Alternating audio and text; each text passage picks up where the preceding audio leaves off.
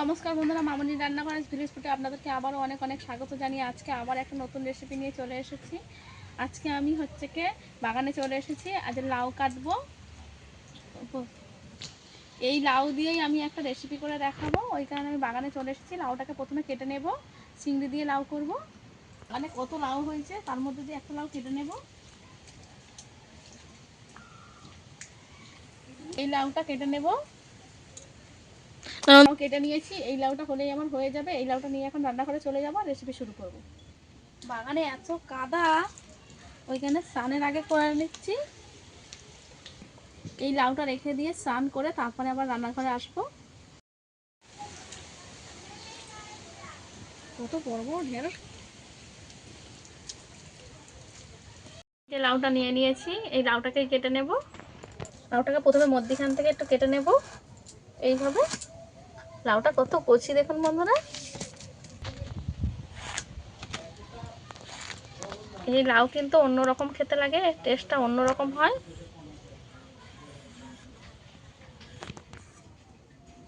লাউগুলোকে আমি এইভাবে ছাল ছাড়িয়ে রেখে দেবো।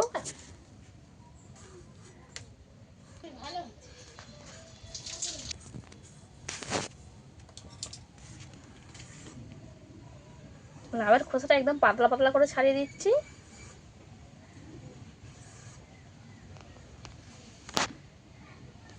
কেটে নিয়েছি, এইটাও একইভাবে কেটে নেব।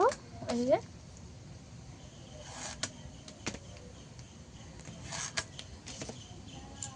এই লাউটা সরু বলে তাই এই লাউটার নাম বোতল লাউ।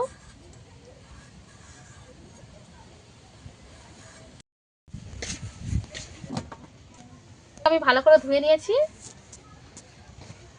কেটে নেব। সরু সরু করে কেটে নেব।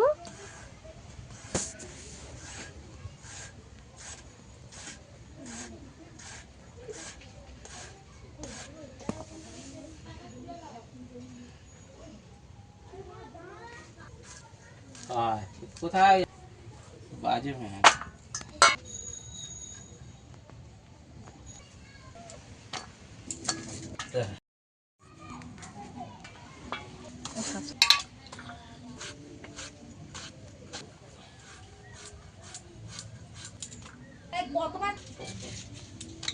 এরকম দেখাচ্ছি।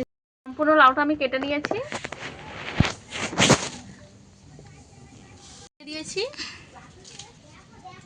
দিয়েছি কড়ার মধ্যে। লাউটাকে প্রথমে দিয়ে দেব খালি কড়াই।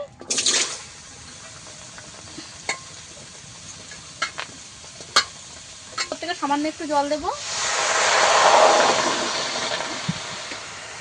প্রথমে আমি লাউটাকে ভালো করে ভাপিয়ে নেব। লবণ দিয়ে দেব, লবণ দিয়ে ভালো করে মিশিয়ে একটা ঢাকা লাগিয়ে দেব। এদিকে একটা বাটিতে চিংড়ি মাছ নিয়ে নিয়েছি, নুন দিয়ে দেব, হলুদ গুঁড়ো দিয়ে দেব।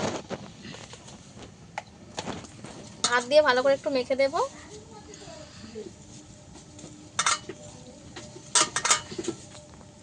খেয়ে দেব নেব। আদা দিয়ে দেব, 1 চামচ জিরে দিয়ে দেব।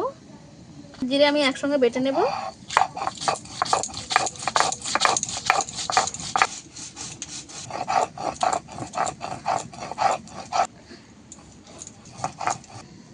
আদা জিরে বেটে নিয়েছে, তুলে নেব। লাউটা খুলে দেখে নেব কেমন হয়েছে।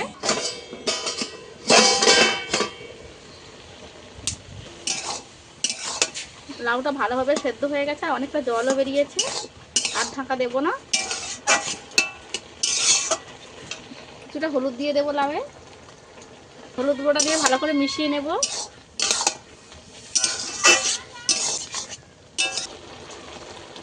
লাউটা ভালোভাবে সেদ্ধ হয়ে গেছে, এইবারে আমি ঢেলে নেব।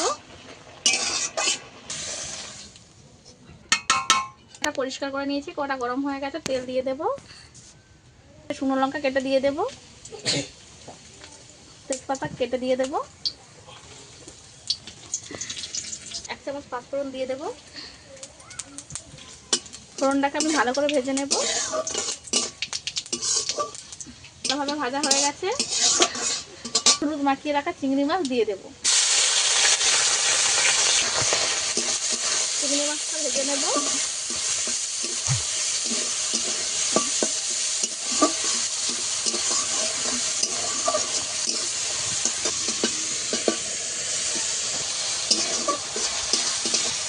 মাছটা আমি 2 মিনিট মতো ভেজে নিয়েছি। আমি মধ্যখানটা ফাঁকা করে বা জিরে বেটে রেখেছিলাম সেটা দিয়ে দেবো।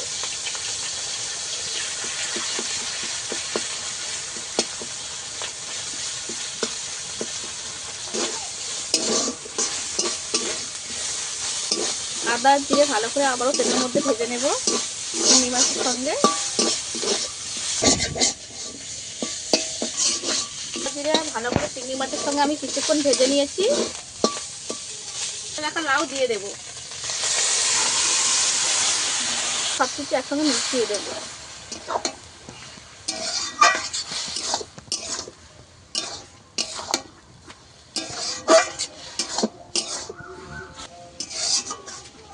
এবারে লাউটার রসটা ভালো করে আমি শুকনো করে নেব।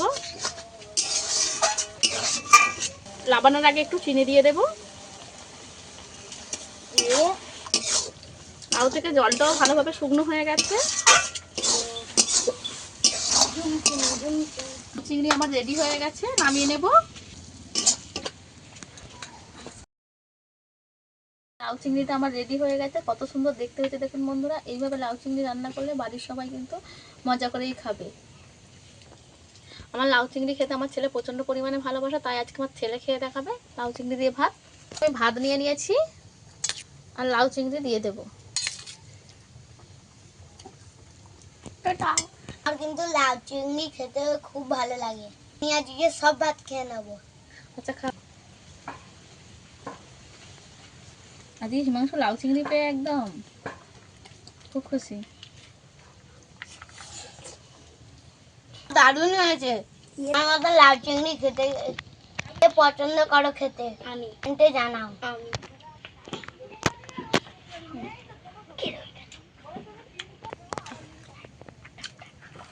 আজকে হিমাংশু তাড়াতাড়ি করে ভাত খাচ্ছে। আজকে ওর মিষ্টি মিষ্টি তরকারি হয়েছে লাউ চিংড়ি। লাউ চিংড়িটা আপনারাও বাড়িতে ট্রাই করবেন। চিংড়ির যদি রেসিপিটা ভালো লাগে লাইক শেয়ার করে পাশে থাকবেন। আজকে এই পর্যন্ত রেসিপি, ঠিক আছে পরবর্তী রেসিপিতে। আমি এখন সব ভাত খেয়ে নিই।